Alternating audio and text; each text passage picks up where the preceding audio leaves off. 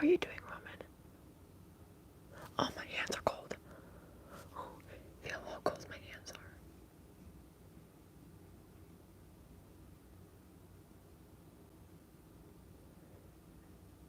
Why are they so cold? I did just wash my hands. I did just go to the bathroom, but that shouldn't be why they're this cold. Oh, sorry. I did have the AC on, even though it's not hot here, but because, just in case for the electronics. Make sure you vote in the poll. Roman. And everybody here. Circulation. Well, I do have circulation issues as part of my POTS. Yeah, there's not really a reason why they should be cold, except for I did have the AC on. I did just wash my hands, and it was probably a little bit cold of water. Probably, I don't remember. Even though I just wasn't there. Okay, we are going to just get started, okay? We're gonna get started on reading. I hope you are doing well. But as I said before anybody was on here, I'm like, I am not, I didn't do anything this morning because I need to just like chill out and not do so much. And also I have my tattoo appointment tomorrow, so I'm taking it easy today. And so since I'm caught up on things, I'm like, I wanted to get my hair cut, but I'm like, I don't want to shower today because I'm going to shower tomorrow. And it's not good to shower a lot, you know what I'm saying? I'm like, oh, I just want to get my hair cut. I don't know if I can donate it. I've been told that I can. The person who dyed my hair, like bleached it, was like, oh yeah, you can still donate it. I'm like, alright. But now, upon research, it's like, this isn't bleached. It's something, it's an alternative to bleached hair. But they did something similar to bleaching, but it's something that's more gentle. But I don't know if they would accept the hair if I were to donate it. Because a lot of places you have to have like natural hair. So that's why when I got my hair dyed, I'm like, hey, I want to get my hair dyed, but at the same time, I donate my hair. I've done this ever since I was in middle school. I'm like, can I donate my hair still if it's been dyed? But then, and then something like online, Locks of Love or Locks for Love, they say you can donate dyed hair, but not bleached hair. But a lot of time you have to bleach your hair in order to dye it. So I'm like, that doesn't even, I don't know. So I don't even know if I'd be able to. I probably wouldn't be able to, unfortunately. Hi, Melina. So, yeah, I can't wait until I can get my hair cut because I didn't realize how long my hair was until recently when my sister had said, yeah, your hair's really long. Here. Oh, my cat's scratching. Is it gonna go up? I guess not. Okay. Yeah, and you see, you have to grow it out to donate at minimum 10 inches. So, this is how long my hair is.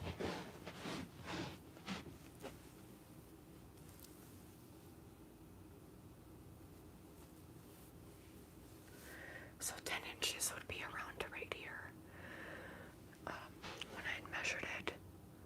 So, thank you, Melina. But yeah, I just want to cut it off anyway because it's just, now I've noticed, I'm like, oh my god, it is too long. I need it to be cut off. I personally, I was thinking, I'm like, should I do like certain hairstyles with it? I'm like, I really don't care to do that. Because it costs money to like maintain, like with products and with haircuts to maintain like the layers and all that with hair. I'm like, also my hair is just so thin that doing any styling specifically wouldn't probably even be much of a difference. Probably wouldn't do much because my hair is just so thin. That's why I've said before too, like, should I just go bald? I thought, I'm like, should I cut my hair into a pixie cut? But my face would not do well with a pixie cut, and plus you would have to keep getting your hair cut to maintain the pixie cut like often, and I'm like, that wouldn't work. I'm like, should I get a mullet? I'm like, my hair is way too thin to look good with a mullet. No, but like a pixie cut looks good on other people, but I have too much sorry, I have too stop it. I have too much of a round face for it to look good for me. I feel like, I don't care if other people have round faces and do it, but for me, I feel like my face would be too round to do it. A pixie cut, I honestly think it would be cool to do though, just to say I've done it, but to maintain that would be difficult, I think. So that is why I'm not going to do that. That's the main reason, is that I honestly would, because I'm like, what? Why not? Who cares? I could just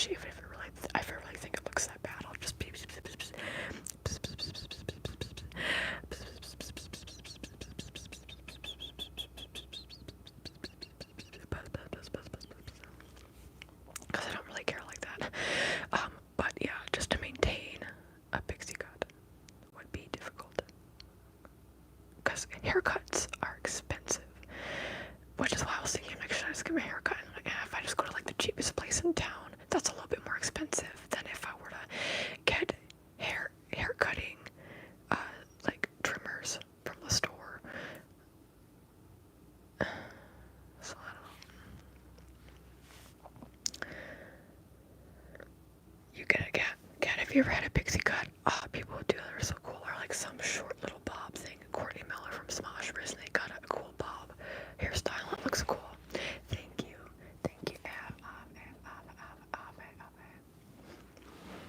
So yeah, that's the thing too. It's like, even if I wanted like a different hairstyle, it would still have to be low maintenance because my hair is literally so thin. My hair is so incredibly thin. And people talk about like there's products that you can use to like make your hair thicker. And like, I think for me it's just genetics and also hormonal related. My sister has really thick hair though. It's really weird, my twin sister. But I'm like, I have such thin hair. I can't do like these weird, like, even like if you know who Funky Frog Bait is on YouTube, I can't do their hairstyle because they have natural, like more thick, Funky Frog Bait. They have more naturally thick hair. So I'm like, like they look amazing with their mullet and like you can tell they have thick hair and so things stay in place. I'm like, I have thin hair. I can't even put my hair into a bun because it's too thin. It doesn't work. I bet you could get, I don't know, I'm always encouraging of like women and AFAB people and like feminine presenting people to get shorter hair because it goes against beauty norm standards, you know, at least in like Western beauty norm standards. So I want, once I can afford it, to get more haircuts. I probably will try and do a pixie cut just to see how I like it. And I think that would be really cool, actually. Very 2000s, very Y2K to me. No, but I think that would be cool to do, or like some short bob thing. Yeah, anyway. Hi, Aisu. Matronly hairstyles. Matronly. Yeah, that's the one thing I like braids, so I like putting my hair into braids when it's longer, but otherwise, I don't really like it being long. It gets in the way. Plus, it like adds weight, and I have thin hair, so I can't even imagine if you have thick hair and how much weight it adds. And I have like neck instability, so just extra weight. It's not fun. And you have to keep like adjusting your hair. Anyway, we are gonna get started. Emma, please don't be putting scripture. Emma Owusu, please don't be putting scripture in the chat. Biblical scripture, okay? We aren't gonna be doing that today. Hi from Max. It's hard because we don't put that stuff on other people, right? You can believe what you want to believe. I know, Jim, I knew it. I knew you were gonna say something. Anyway, we are going to get started with the winner's circle. Make sure I'm situated correctly here. Chapter, it doesn't say what chapter, but it's page 39, the winner's circle. So, Mom's getting very good at the speed round. She almost always gets 7 words in 30 seconds now. Actually, should I say real quick for the people who are here, if you didn't see the other live stream, basically this young girl was like in like late elementary school or like 6th grade.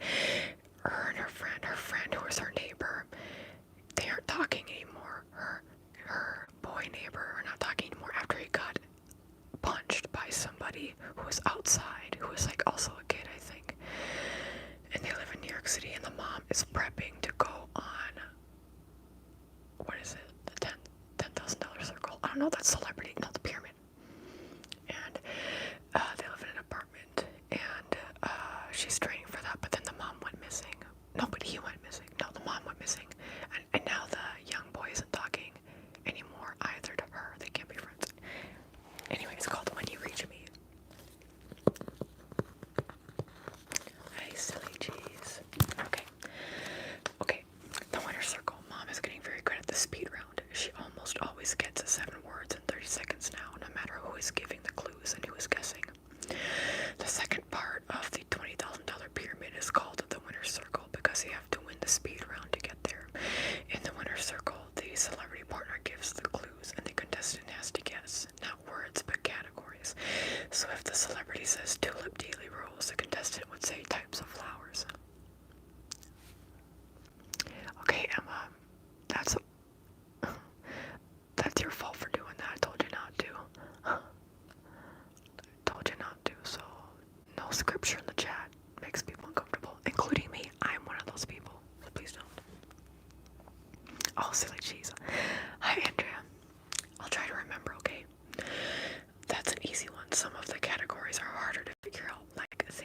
sight, poetry, the Pledge of Allegiance, or things you squeeze, a tube of toothpaste to someone's hand.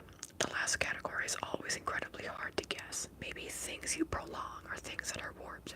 The last category is what stands between the contestants and the big money, and Mom says it doesn't help that some of these celebrity partners are as dumb as a bag of hair.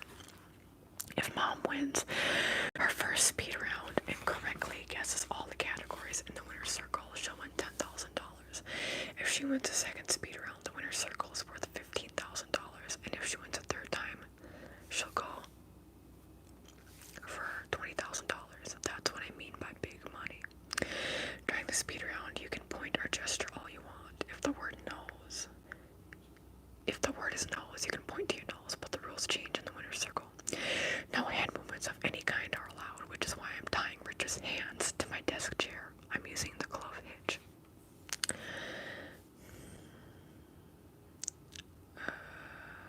You've got it reversed again, Richard says, watching me. That end should go through the loop. That's it, right? Helping her tie him. Richard is the mom's boyfriend. Okay, Mom is looking at us like we're crazy. Is this really necessary?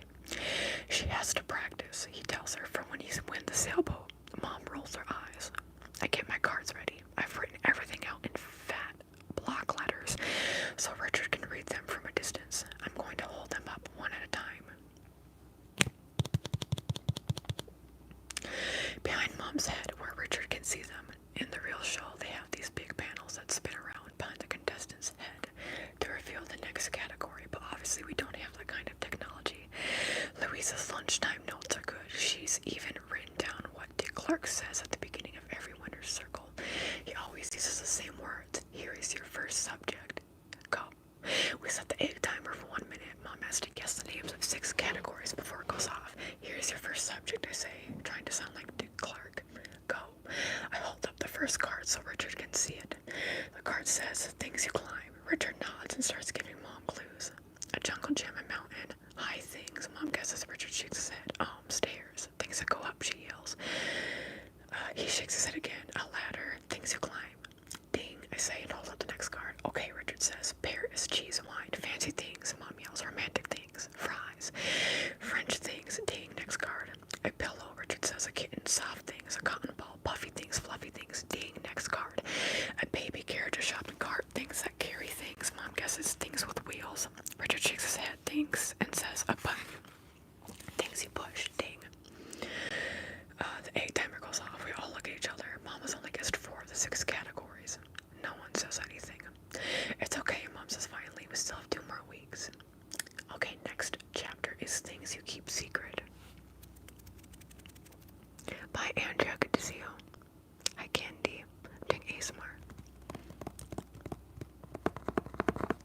Reading you to sleep. Okay, things you keep secret. It was a while before I realized that the kid who punched Sal went to our school. We were working on our projects for Main Street, which is a scale model of a city block that we're constructing in the back of our classroom. Mr. Tompkins' class studies buildings every year. Mom says he's a frustrated architect. Why is he frustrated, I asked. It's complicated. She said it had to do with the war. Teachers didn't have to go fight in Vietnam, so a lot of young men who didn't want to fight became teachers. Is that true? I didn't know that. Instead of what they really wanted to be, she meant. Jay Stringer, who is a 12-year-old genius and the head of the Main Street Planning Board, had already built an entire cardboard building, complete with fire escapes and a water tower, and he just started 2 phone booths that he said would have tiny doors that folded open and closed. Anne-Marie was busy with her pebbles and her extra-strength glue working on a stone wall for the park that Jay Stringer had approved the week before. Julia was making a tinfoil UFO that she said would fly up and down the street on an invisible wire. The UFO hadn't been approved yet, but Julia was going ahead with it anyway. She had written proposal pending on a piece of paper and taped it to the end of a shoebox full of foil and fishing line. Alice Evans was trying to make fire hydrants out of clay, which is so far just look like pathetic lumps. Having to pee so badly all the time must have made it hard for her to concentrate. I worked on the diagrams for my playground proposal. My slide looked too steep, and then too flat, and then too messy because I had erased so much. I would have to ask for another sheet of graph paper, which always made sigh and roll his eyes because he brought it from home. The classroom phone rang, and after he answered it, Mr. Tompkin asked if anyone wanted to go be an office monitor for a while. I raised my hand. The school secretary usually gives office monitors a few bit of honeys or Hershey kisses. Liv, yes, I'm actually reading a book. Thank you, Candy. I grabbed my book and rolled the banisters down to the first floor, where I found Wheelie at her desk in the main office. She's called the secretary, but as far as I can tell, she basically runs the school, and she tries to do it without getting out of her desk chair, which has wheels, which is why everyone calls her Wheelie. She rolls herself around the office all day by pushing off the floor with her feet. It's like pinball in slow motion. The dentist needs a runner, she said to me, kicking herself over to a desk where she picked up a sheet of paper. It's weird to go to a school for almost 7 years and then one day discover that there's a dentist's office inside of it. Weird. But that is exactly what happened. Wheelie stood up and I followed her out of the office and around the corner to a short dead-end hallway I had never thought about before. There was one open door, and on the other side of it was a real dentist's office. Weird. We walked into a waiting area and I could see into another room with a regular dentist's chair. It had a little white stick attached and one of those big silver lights over it. The walls were covered with posters about eating apples and plaque and brushing your teeth. Wheelie called out Bruce, and a guy with a short gray beard popped his head into the waiting room. He was wearing one of those green doctor tops, and he gave me a big, perfect smile. Hey there, are you my first appointment? No, this is Miranda, Wheelie said. She's your runner. I have the patient list right here, and she handed me the piece of paper. I saw a bunch of names and classroom numbers. They go to the dentist at school. I said, that's so weird. Wheelie snatched back the paper and said, there are 98 sixth graders in the school. 89 of them are in attendance today, so if you can't do this politely, you can go straight back to your classroom and I'll find another one for the job. Weird. I felt my face. She didn't even do anything wrong. Why is that? The secretary being so weird. I felt my face go hot and actually thought I might cry. Sometimes when I'm caught off guard, I cry at almost nothing. That's literally me. The dentist put a hand on my shoulder and smiled again. He was like a professional smiler, which makes sense for a dentist, I guess. My services don't cost anything, Miranda. Some families don't have the money to pay a dentist, or they could really use the money for something else. Oh, I was thinking I shouldn't let my mother find out about this. She's always complaining about how healthcare should be free for everyone. Yes. I bet she would have me signed up for the dentist at school in no time. The dentist looked at Wheelie and she forced a little smile and handed me the list again. Then she fished a warm bit of honey out of her pocket and gave it to me right there in front of the dentist. Even though Louisa had once told me that you might as well whack your own teeth with a wrench as eat bit of honeys. I set out with my list. Don't get the kids all at once. The dentist called after me. Bring them in twos. I decided to get the little kids first. I knocked on their classroom doors and their teachers came hurrying to see my note, and the kids were handed over to me. I walked to the two kindergartners to the dentist's office, read my book in the waiting room for a while, and then went back for a second grader and a fourth grader. It was a lot of climbing up and down stairs. Not in a million years could I imagine really doing this. Oh, it's because of the top fans thing, Candy. I wouldn't worry about it too much. Eric Williams, when we're from the United States.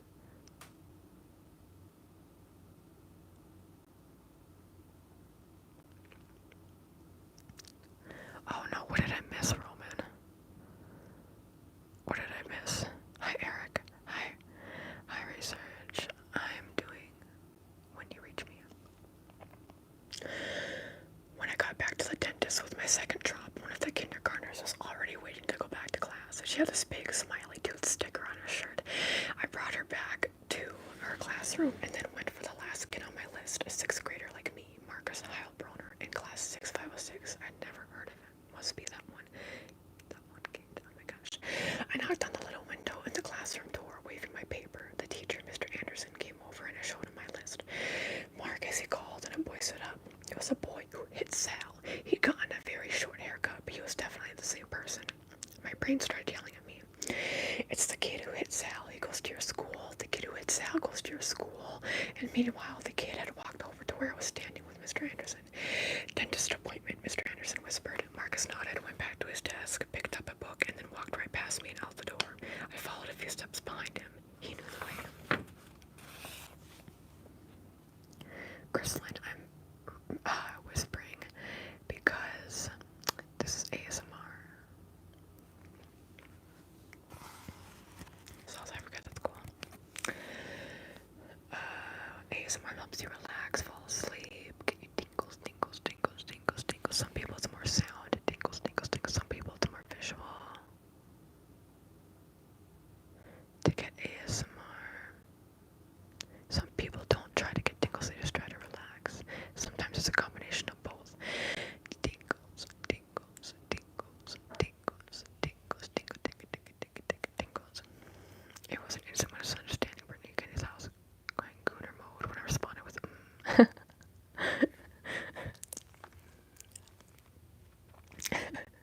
Thanks for letting me know. Welcome back, Marcus. The dentist called from the exam room. Nice haircut. The fourth grader was in the big chair, spitting into the little white sink. The other two kids were all stickered up and waiting to go back to class. This is fast. Marcus sat down heavily and opened his book, which was called Concepts in Mathematics. Mr. Tompkin acted like everyone in our class was part of one big happy math group. But it didn't take much to figure out there was a system.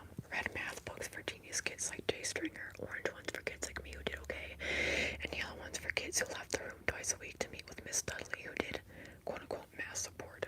Marcus's book was different, thick with a hardcover and small type. So I guess that even though it was blue, even farther down the rainbow than yellow, it was at least the equivalent of a red. You like math, huh? I said. He looked up and I got the strong feeling he didn't know he had ever seen me before, that he didn't remember punching Sal or talking to me about the sun. Yeah, he said slowly, like I might be stupid or something. I like math, and he went back to reading. I delivered the two waiting kids back to their classes. One of them was holding a shiny paper card shaped like an apple that said she needed a follow-up visit. There was a line for her mom to sign. Cavity, I thought grimly. When I got back to the dentist's office, the fourth grader was still in the chair and Marcus was still reading his math book. That was fine with me. I grabbed my book from the table where I'd left it and settled back to read. Some people think it's possible, you know, Marcus mumbled. What? You pointed at my book. Time travel. Some people think it's possible. Except those ladies lied at the beginning of the book. What? Those ladies in the book? Mrs. What? Mrs. Where? Mrs. Who? Mrs. Whatsit? Mrs. Who? And Mrs. Which? I corrected him. He shrugged. What do you mean they lied? They never lied. I was getting annoyed. The truth is that I hate to think about other people reading my book. It's like watching someone go through the box of private stuff that I keep under my bed. Don't you remember? He leaned forward in his chair. They're traveling through time, right? All over the universe, right? And they promised that girl that they'll have her back home 5 minutes before she left, but they don't. How do you know that they don't get her home 5 minutes before she left? I mean, there's no clock or anything. They leave at night and they get back the same night. Maybe they left at 8:30 and got home at 8:25. He laughed. You don't need a clock. Think. At the beginning of the book, the girl walks through the vegetable garden. Meg. Huh? You keep saying that girl. Her name is Meg. So she walks to the far side of the vegetable garden and sits on the stone wall, right? So she can see the garden from where she's sitting and talking with that boy, right? And then those ladies show up and take them away. His name is Calvin, and so what if they can see the garden? So the garden is where they appear when they get back home at the end of the book. Remember, they land in the broccoli, so if they had gotten home 5 minutes before they left, like those ladies promised they would, then they would have seen themselves get back before they left. I put my book down and shook my head. Think about it. They hadn't even left yet. How could they have gotten back already? They didn't even know for sure whether they would get back. It doesn't matter whether they knew it. That's got nothing to do with it. He leaned back and shoved his hands in his pockets. If they land in the broccoli at 8:25, they should be in the broccoli at 8:25, period. That makes no sense, I said. What if they couldn't do it? Save Meg's father and get back in one piece. Then they wouldn't have landed in the broccoli at all, but they did do it, right? Yes, but the end can't happen before the middle. He smiled. Why can't it? This is literally string theory. I don't know.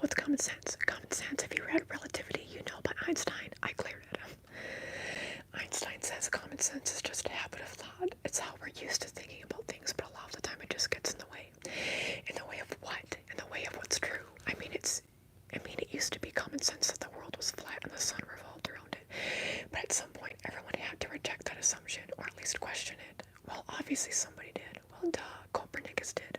And Galileo. I think Galileo was before Copernicus, but the Galileo was literally, like, because of his views.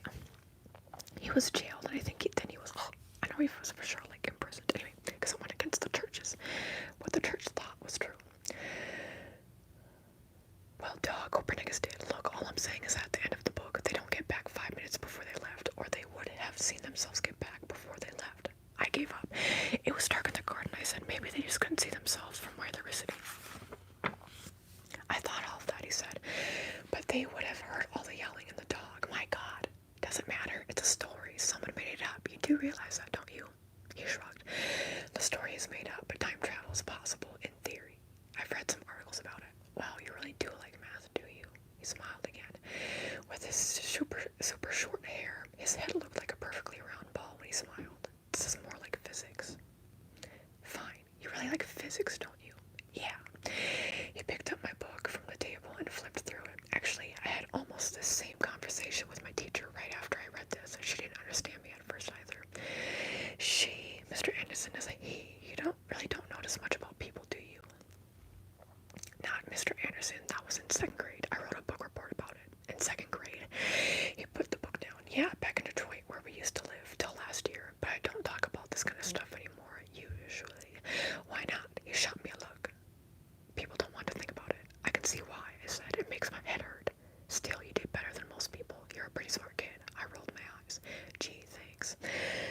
Okay, Marcus, the dentist chirped from the other room. You're up. I watched Marcus slip into the big chair and begin to read his math book again, holding it up with one hand, while the dentist worked from the other side. The 4th grader waited for me by the door with a sticker on. Miranda, you can go back to your class, the dentist called. Marcus is going to be here a while. He can walk himself upstairs when we're through. So I picked up my book and hiked back up the stairs with the 4th grader. As we started down the hallway to his classroom, he stopped and waited while he peeled the sticker off his shirt, folded it, and stuck it in his pocket. Alright. Studio 1980, I am speaking normally.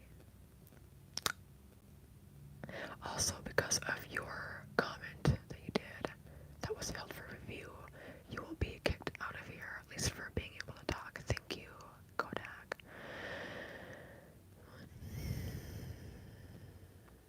Who was the author? Rebecca Steed. Studio 1980, if you're still here, we do not use the R word. It's derogatory. It is offensive and it is not needed to say. We do not use the R word around here. We never will. Eric. Yes. Okay, next chapter. Things that smell. For a long time, Colin was just this short kid who seemed to end up in my class every year. In 3rd grade, he and I spent about a week convincing Alice Evans that velour was a kind of animal fur, and she refused to wear it for the rest of the year. But aside from that, we had never...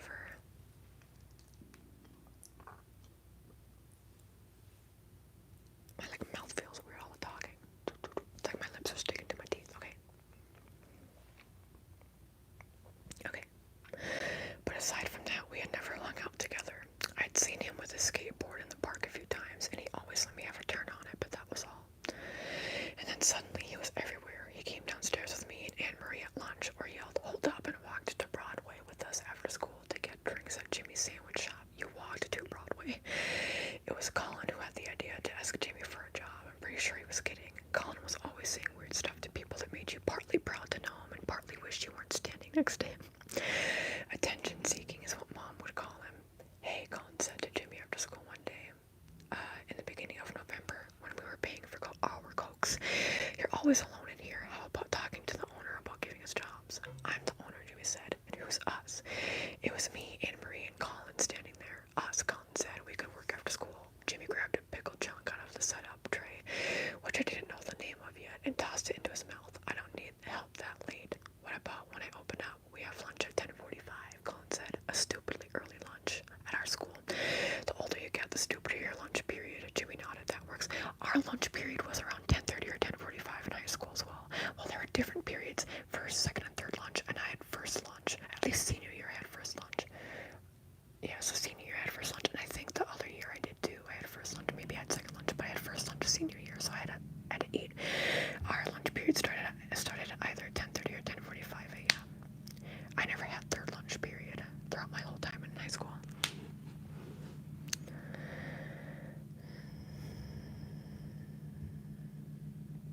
Yes.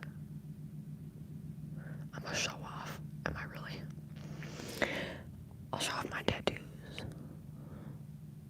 I get my next tattoo tomorrow. Right there, the person never got back to me though, so I'm like, is it actually scheduled for tomorrow? Am I just gonna be traveling hours out of town for them to be like, oh, sorry, I forgot. I hope not. I've never been to this person before, so I don't know how they operate things. Anyway, I didn't think Jimmy was serious, but Colin said we should show up at lunchtime the next day just in case. And it turned out he was serious. The three of us worked during lunch for the rest of that week. We washed a lot of greasy plastic trays, weighed piles of sliced meat, which is as gross as it sounds, stacked up sodas in the refrigerated case, cut tomatoes, and did whatever else Jimmy said to do. Cut tomatoes. You're not allowed to use knives until age 16 in America. Like in food settings. I had my first job when I was 14. In between 8th and 9th grade that summer, and I could only be at the front and I couldn't help work in the back. I couldn't cut things up, I couldn't use a knife, and I couldn't use a slicer.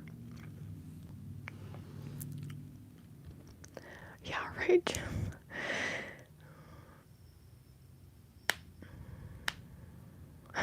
Terpster, well, this is actually probably my last tattoo of the year that I'm getting. This is the one that I won for free.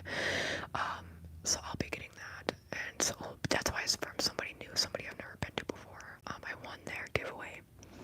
I follow them, but I don't go to them or their shop. So since I won their giveaway, then I'm getting a free tattoo. Okay. I guess it's obvious that Jimmy was kind of weird because no normal person would have given 45-minute-a-day jobs to 3 6th graders. Also, did they eat? Did they not eat? Anyway. On our first day, Jimmy spent about 5 entire minutes pointing to a plastic bank shaped like Fred Flintstone that he had up on a shelf in the back room. Never touch the bank, he said. Never.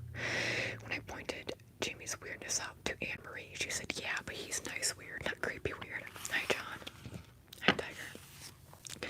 You think, I said, what about the creepy cartoon bank? She shrugged. My dad collects stuff like that too. Lots of people do. It turned out that Jimmy didn't intend to pay us any money. Instead, he let us each pick a soda from the refrigerator and make a sandwich from the stuff in the setup tray on the counter. The setup tray was just lettuce, tomato, onions, American cheese, Swiss cheese, and pickles. Other foods, sliced turkey, ham, roast beef, and salami. A big tub of tuna salad and meatballs in a plug-in pot was off limits. Oh. Every day we took our cheese sandwiches back to school. That's not enough protein. Every day we took our cheese sandwiches back to school and ate them at our desks during silent reading period. I sat next to Alice Evans, who never complained about anything, and Anne Marie sat next to Jay Stringer, who was oblivious to the world when he was reading, but Colin sat next to Julia. Wait, who sat next to Jay in the world when he was reading? Interesting, okay. I sat next to Alice Evans, I'm visualizing, who never complained about anything, and Anne Marie sat next to Jay Stringer, who was oblivious to the world when he was reading, but Colin sat next to Julie. Sure. Mr. Tompkin, Julie said on the Friday of her first week at Jimmy's. Colin is eating his lunch at his desk again, and I despise the smell of pickles. Mr. Tompkin looked up over the top of his book, adjusted his toothpick, and said, try breathing through your mouth. Oh, that's cool, Cat. I think you've told me about this. Or have you said it before? I don't know. What is it going to be, though, again? Your new tattoo. Okay, next chapter. Things you don't forget. Our apartment door was unlocked when I got home from school that Friday, which was strange. More than strange, actually. It had never happened before. But I figured Mom had probably just forgotten to lock it when she left for work that morning. It sounds stupid now that I say it, but that's what I thought. Once I was inside, though, I had the sudden fear that I wasn't alone in the apartment. I dropped my knapsack in the hall and ran down to Sal's. He came to the door but opened it just enough to squeeze his body into the crack. My door was unlocked, I said. Doesn't that seem weird? Yeah, he said. Maybe he forgot to lock it. He stayed there, wedged into the doorway, definitely not inviting me in. Yeah, probably. I could hear the television behind him blaring a commercial. Oh, okay. He looked up at the ceiling behind me. I felt like an idiot. Okay, see you later. I went back upstairs, made myself a bowl of Cheerios with an inch of sugar on top, and turned Cheerios already sugary, girl, and turned on the television. Mom walked in around 6. You forgot to lock the door this morning, I said. What? No, I didn't. Well, it wasn't locked when I got home today. It wasn't.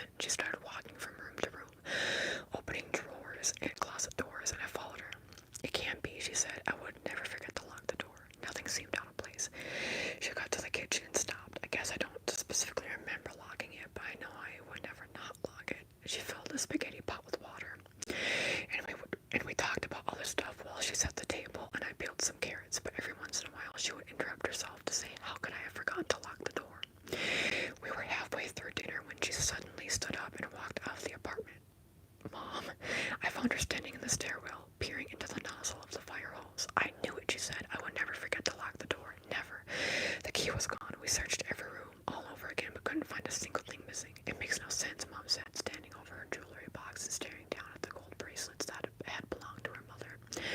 Why steal the key, unlock the door, and not take anything? That was Friday afternoon. I found your first note on Monday morning.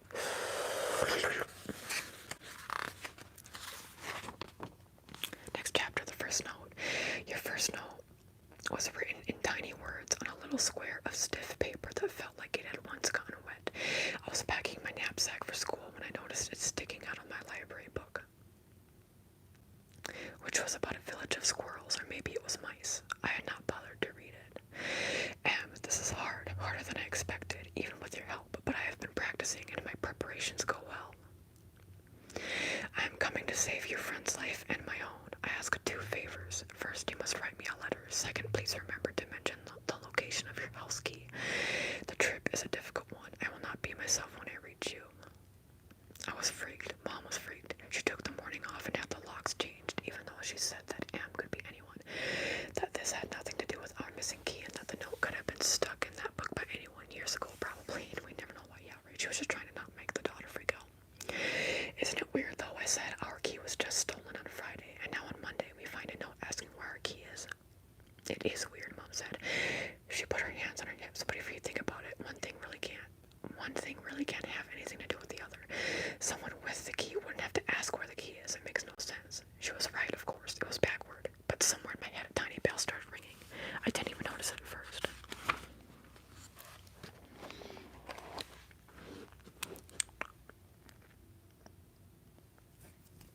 Thank you very much, Candy.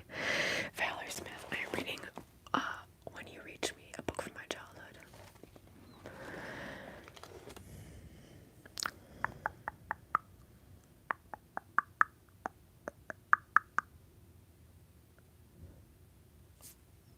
Okay, so what we're gonna do is we're gonna do this for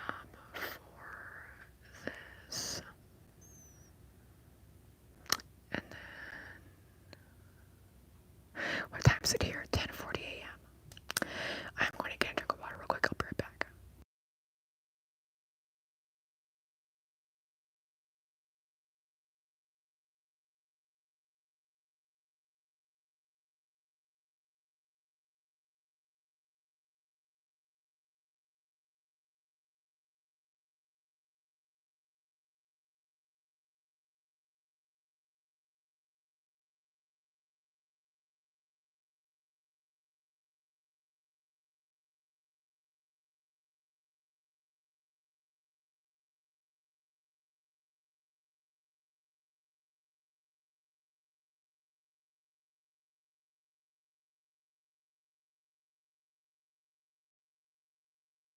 I think I'm just white, Valerie. I don't think I look like Cindy Sweeney.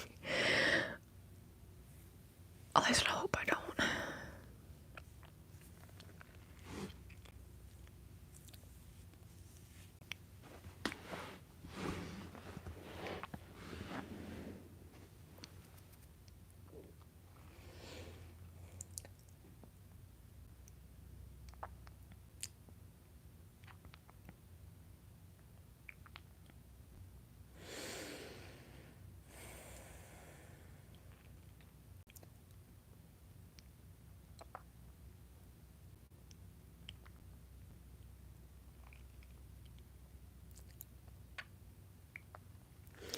My favorite thing to do in America. There's nothing like America specific I like to do. I live in Minnesota. And we are known as the land of 10,000 lakes because we have 10,000 lakes. So that's pretty, but I never go to the lakes. Lake Superior goes up against Minnesota. Hi. My cat's feeling nice and warm and cozy. Okay, let's figure out how to be in frame here. Okay. Next chapter, Things on a Slant. Our second week, Jimmy said we could start serving customers, but first you have to learn the V code, he told us. Very important. Except he said very important. Very important. Stretched his eyelids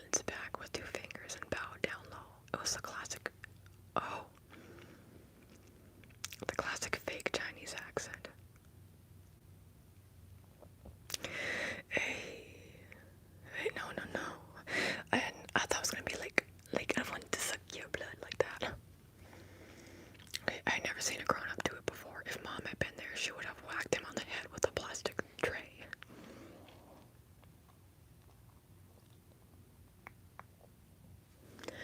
The V-what? Colin said the V-cut was Jimmy's special way of cutting the sandwich rolls.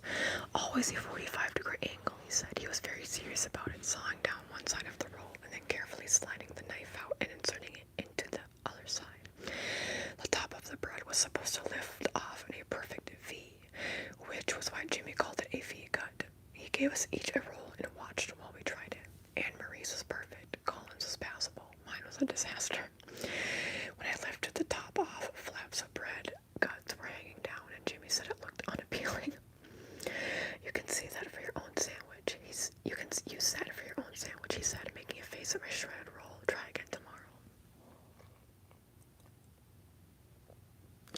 So Anne-Marie and Colin got to put on aprons, stand behind the counter, and help customers while I counted bread, order in the bag, and went to the A&P for napkins. Anne-Marie said later that Jimmy should talk, that he looked unappealing in his stretched out white tee. Oh, that he should talk. That he looked unappealing in his stretched out white t-shirt with yellow underarm stains. That made me feel a little better, but not much. As soon as Colin got his apron on, Jimmy started calling him lady. Hey lady, get some more mayo on there. Hey lady, pass me those trays. Colin just laughed, which is how Colin is. Every day that week, I cut my roll as soon as I got to the store, and every day, Jimmy shook his head no. Colin and Anne-Marie worked together behind the counter. Jimmy had started calling them the counter couple and making disgusting kissing noises at them. Ew, when he walked by, which made Anne-Marie turn red, while Colin just smiled like a goofball. Jimmy said that while I practiced my V-cut, I could be in charge of hot chocolate. He used those Swiss Miss instant hot chocolate packets where you just add water, but no one ever ordered it, and I don't think he really even looked at my rolls after the first couple of days. Anyway, they were only getting worse. Hi Josie. Hi C May.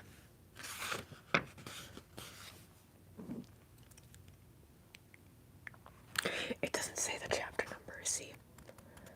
So I don't know what chapter number, but we're not halfway through yet. This is how much we've read. We have this much more to read.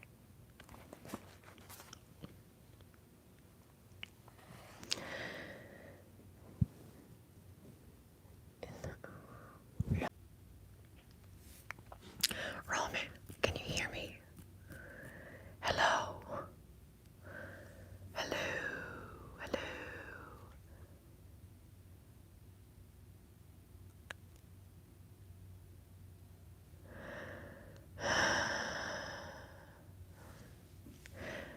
Am I back? Is it working?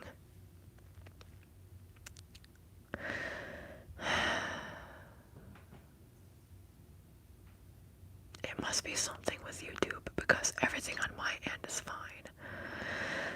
Thank you for letting me know. Yeah, everything on my end is fine, so I don't know why. It's still laggy. It's still laggy. Okay, well, I'm just gonna keep reading. Let me know how it is from India. Hello.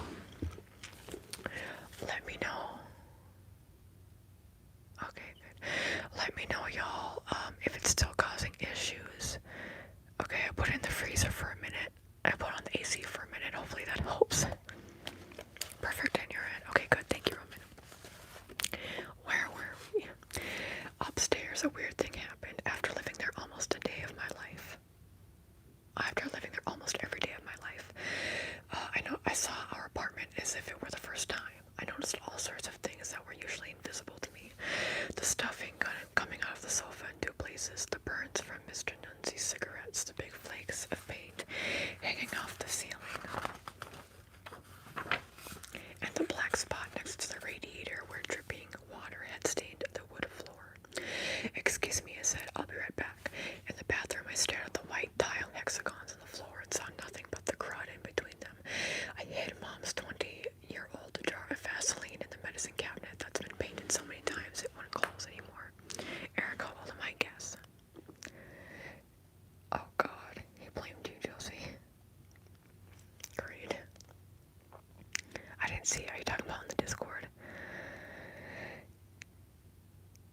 She went on the wires. Yeah, that makes sense. Excuse me, I said, I'll be right back, and then all that stuff. Okay, I like your room. Anne-Marie called to me when I came out of the bathroom. I turned slowly and looked into my room, wondering what horror I would see in it, but it actually looked okay. No curtains or carpeting, but normal stuff. A normal room with a friend sitting on the bed, which had just one pillow. I stepped in and closed the door behind me.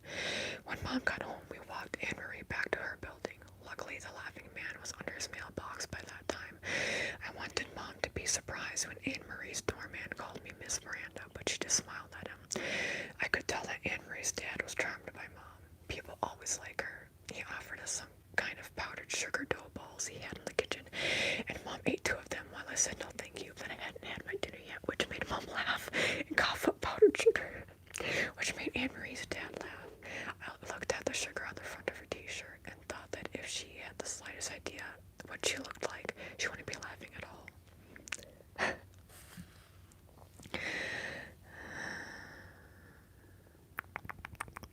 Okay. Second note, the sandwich rolls are delivered to Jimmy's store early in the morning before he gets there. I still see the tall paper bag leaning against his locked door on my way to school every day. I haven't put one foot inside Jimmy's place since December, but I look for that bag out of habit, and when I see it, I always think I can smell the bread inside, which I know is just a memory. Why are you in the story? Oh, yeah. Yeah, Jimmy has a store, I guess. I don't know. Wait, do I know who that guy is? Last November, I counted Jimmy's bread delivery at lunch. Oh, is that the restaurant owner guy? I don't even remember. I think it's the restaurant. Yeah, the restaurant. I mean, the deli owner guy in New York City that they've been working at there. Last November, I counted Jimmy's bread delivery at lunch every day, pulling the rolls out by 2s and dropping them into the previous day's empty bag as I went. I remember finding your second note about halfway down on a Monday. Same weird tiny handwriting, same crispy paper, but this one started with my name. Like in the bread rolls, you found the note. Okay. Miranda, your letter must tell a story, a true story. You cannot begin now, as most of it has not yet taken place, and even afterward there is no hurry, but do not wait so long that your memory fades. I require as much details as you can provide. The trip is a difficult one, and it asks my favors while my mind is sound. A postscript. I know you have shared my first note. I ask you to not share the others. Please, I do not ask this for myself. I read the note over and over, but I have to tell you that I had no idea what any of it meant until later. And I have to tell you something else too. I was scared. You scared the hell out of me.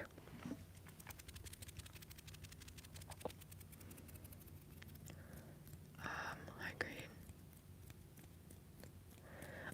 Oh, go to sleep, Candy. Go to sleep. Wait, the stream died? What do you mean? Right now? Oh, the destructor. Oh, I got what you're saying. Hopefully everything's still good now. Okay. You counting those rolls or memorizing them. Jimmy was behind the counter, running a hunk of ham back and forth in the electric slicer really fast, the way you like to do. I stuffed the note in my pocket and started counting bread again, but I'd lost my place and I had to start all over again. A few minutes later, a delivery truck pulled up in the front of the store and Jimmy went out to talk to the driver. Hey, Colin said, as soon as the door had closed behind Jimmy. Let's find out what's in the Fred Flintstone bank. No way, Anne-Marie said, you're crazy. You're the lookout, I told her, following Colin into the back room. He had the bank in his hands already. He shook it, but it made almost no noise. You guys, Anne-Marie said, don't. We're just looking at it. I called back. Hurry, I said to Colin. He was trying to get the rubber stopper out of the bottom of the bank. Let me try, I whispered. Let me try, I whispered. No, he said, I've got it. And the stopper was in his hand. We bumped foreheads trying to see into the hole at the same time, and then left our heads pressed together, which was something I hadn't expected to do. I couldn't quite see Colin's face from this perspective, but I felt him smile. Cool, he said. It's full of $2 bills. He was right. The bank was practically stuffed with $2 bills folded into little triangle shapes, with the 2 showing on the sides. I have one $2 bill. Do any of y'all have any $2 bills? Oh, Josie. Josie, do you have longer hair than me?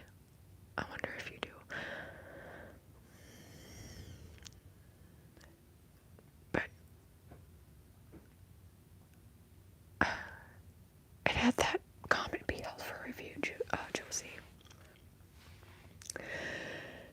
Okay, you guys, he's coming. Anne-Marie sounded panicked. We pulled our heads apart and Colin shoved the rubber stopper back in. I was out front by the time Jimmy held the door open for the delivery guy, who had a stack of sodas loaded onto a hand truck. Hey lady, Jimmy called. I need you. This is a man's work. Hey, sorry, Colin came strolling out of the back in his apron. Bathroom break. Anne-Marie smiled at me while Colin and Jim were busy loading the soda into the big refrigerated case by the door. You're nuts, she said. You know that, right? I could still feel the spot where Colin's head had pressed up against mine. I know, it was kind of stupid. We walked back to school with Colin between us. He was zigzagging and bumping his shoulders against ours, saying, boing, 5 points, boing, 10 points, while we both laughed like idiots. Nice cat, Eric. I think you need to turn up your volume. Hi, Aswan. Is the volume okay for everybody else? The next chapter, things you push away. Bye, Candy. Let me know how the volume is, everybody.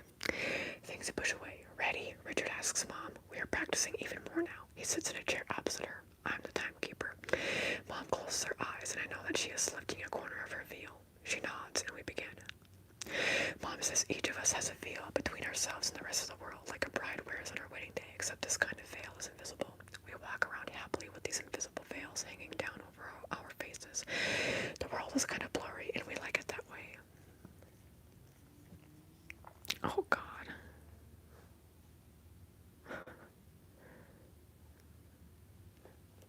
Oh, God. Ew. Okay. She doesn't mean that it's a real veil, and it isn't about magic or some idea that maybe God is looking right at you, or an angel sitting next to you, or anything like that. Mom doesn't think in those ways. It's just her way of saying that most of the time people get distracted by little stuff and ignore the big stuff. To play in the winner circle, Mom has to get herself in a certain frame of mind. She says it's sort of like lifting one little corner of her veil, enough to see more than usual, but not so much that she gets totally distracted by life, death, and the beauty of it all. She has to open her mind, she says, so that when the clues start coming, she can see the thread that joins them. Of course, if her celebrity is as dumb as a bag of hair, it's hopeless. I've thought a lot about those veils. I wonder if every once in a while someone is born without one, someone who sees the big stuff all the time, like maybe you. What am I at percentage-wise? Okay, I still have time. Next chapter, things to count.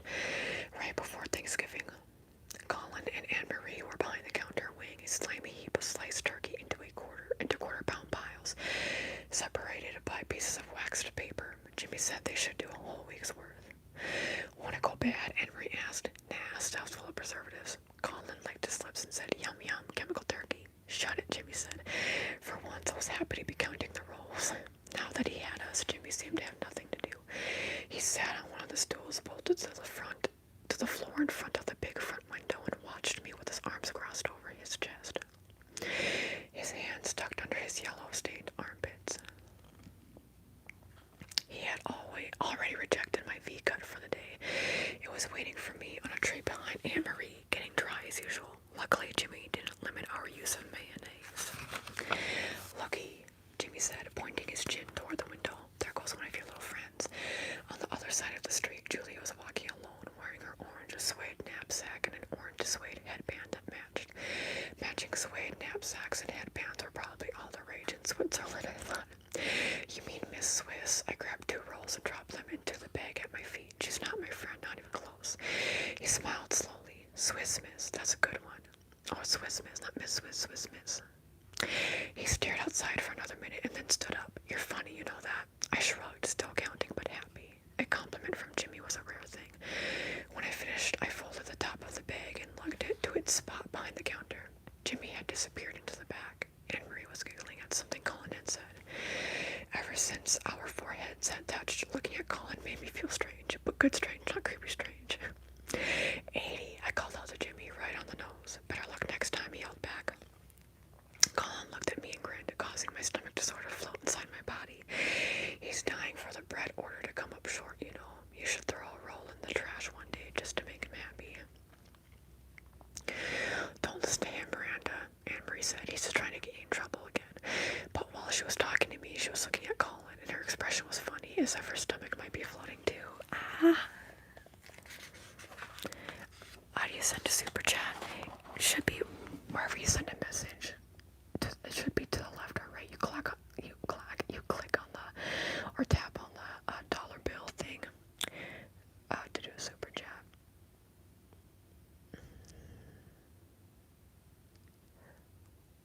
Who is Jim Hill? What is Arlen, Texas? What is this in reference to? Can y'all please tell me?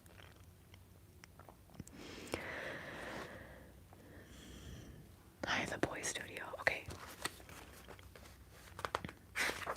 Next chapter, messy things. Anne-Marie and I stopped in the 4th floor bathroom before going back to class after lunch. She said she wanted to wash her hands again after all the turkey. Today was fun, she said, looking at herself in the mirror and combing her hair with her fingers. I wish we got more than 40 minutes for lunch. I hate counting bread. I said, it's boring. She laughed. At least your hands don't smell like chemical turkey. At least you get to goof around behind the counter with Colin, I thought. I'm always running to the store, cleaning up some gunk, or stuck talking to Mr. Yellowstains, aka Jimmy. Let's go, I said. I'm starving. Julia was standing right outside our classroom, almost as if she was waiting for us. Oh no, she sighed deeply and pointed at Anne-Marie's arm. Oh, Anne-Marie, your turquoise sweater, it's your favorite. Poor you. And Mom thought I was dramatic. Anne-Marie looked down at the hem of her sweater, which had some mustard on it. I had no idea it was her favorite. It'll come out, Anne-Marie said. My dad will get it out. Julia leaned against the wall and adjusted her headband. What I don't understand is why you're working at all. It's not like you need the money. Here, she stopped to glance at me. And no offense, but that place is kind of disgusting. I saw a roach there once. Well, yeah, it's New York City, babes. I like it there, Anne-Marie said. It's actually pretty fun. That guy who works there is gross. He's not gross, I said, and he doesn't. I made air quotes. Work there. He owns the store. We don't get paid, Anne-Marie said softly. It's just the sandwiches and sodas, I said, waving my Sprite, and that's illegal. Right, Julia said, talking to Anne-Marie as if I didn't exist, like you're supposed to be eating sandwiches and drinking soda. Anne-Marie's face folded up a little. It's fine. Fine, Julia said. Forget it. Mr. Tompkin came to the door. Why aren't you 3 inside? Silent reading period started 5 minutes ago. As we walked in behind Julia, I whispered to Anne-Marie, no wonder you don't want to be friends with her anymore. She's so rude to you. For a second, Anne-Marie didn't say anything. Then she mumbled, yeah, sometimes, and we separated to go to our desks. Mr. Tompkin had left a book on my desk. He was always trying to get me to read something new. This one had a picture of a spunky-looking girl on the cover and some buildings behind her. I pushed the spunky girl aside, pulled my book out of my desk, and opened it randomly to see where I could put land. Meg was on the planet Camazotz, where all these little boys are in front of their matching houses, bouncing their matching balls. All the balls hit the ground at exactly the same moment every time. Then all the boys turn at the same second to go back into their identical houses, except for this one boy. He's outside all alone, and his ball rolls into the street, and then his mother comes out looking all nervous and carries him into the house. I was thinking about how much Mr. Tompkin would hate the idea of a place where all the houses look exactly the same when something stung me hard behind the ear. I turned my head up and saw Julia laughing silently over her book. I looked down on the floor and saw the rubber band she had shot at my head. I'd thought we were just irritating each other, but I was wrong. This was war. One more short chapter, Invisible Things. The next time I saw Marcus, I was absolutely sure he would remember me. I was in the main office because Mr. Tompkin had sent me down to pick up some mimeographs. Why you kids need diagrams of the water system is beyond me, Wheelie said as she handed them to me from her chair. They're for Main Street, I told her. We're trying to make working hydrants. Well, that may be the silliest thing I ever heard, she said, waving me away. I love the smell of new copies. Mom says I have an attraction to dangerous smells, her main example being the fact that I love to stand in a warm cloud of dry cleaner exhaust and take deep breaths. There is something very food, but not food about the smell of dry cleaner exhaust. She always pulls me away and says that she's sure in 10 years we'll find out that it causes horrible diseases. I was walking back toward the stairs, quietly inhaling the smell of the 32 freshly copied diagrams of the New York City water system, when Marcus came out of the stairwell reading a book. Hey, I said, but he walked right by me, past the main office and around the corner, where the dentist's office is. Back in class, I passed out the diagrams like Mr. Tompkin asked me to. I accidentally ripped Julia's before I gave it to her and accidentally crumpled it a little too. Alice Evans was squirming in her chair like she was doing a hula dance. I rolled my eyes. No wonder she was only a 6th grader who had to bring an extra set of clothes to school. Oh, look, should it be? I gotcha. Okay, we can talk the rest of the time, y'all. I will leave that there for the book for right now. We did around 40 pages, just like last time. Jim, hi Cookie. Jim says, make sure y'all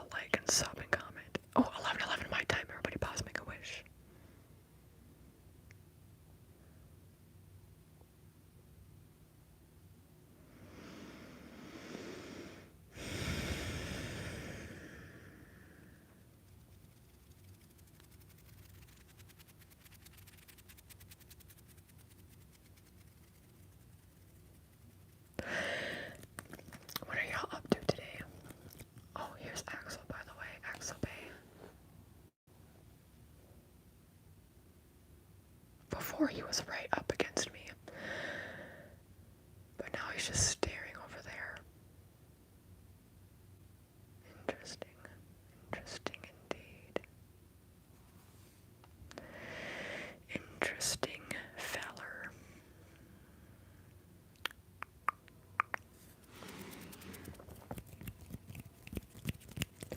What are you all up to today? What are you all up to today? Let me know. What are you all up to today?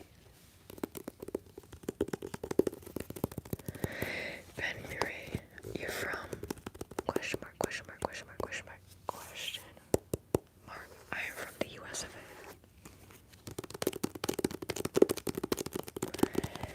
At your desk job.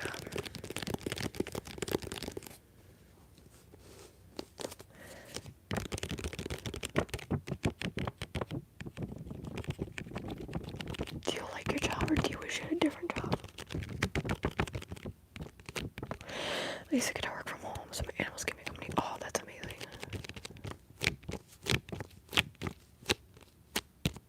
Sticky hands. You're from Turkey, yay.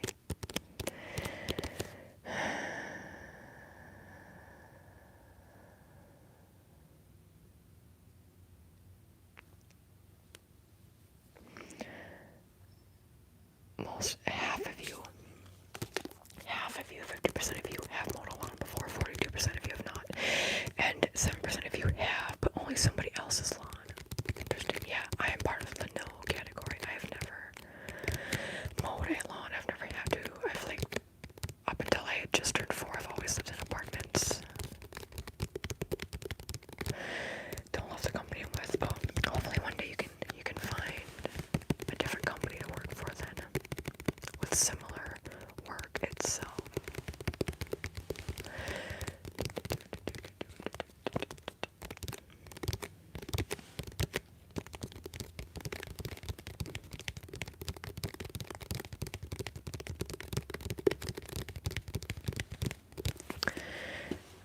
Axel Bay. He just went up on the ottoman, the bean bay ottoman.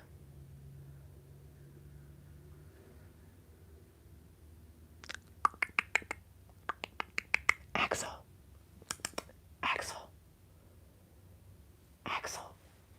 Hi. Hi, I love you. I love you, Axel Bay. I love you. You good boy, I love you, Bay. And today is supposed to be a relaxing day for me, so I'm just gonna chill with him when I'm done here.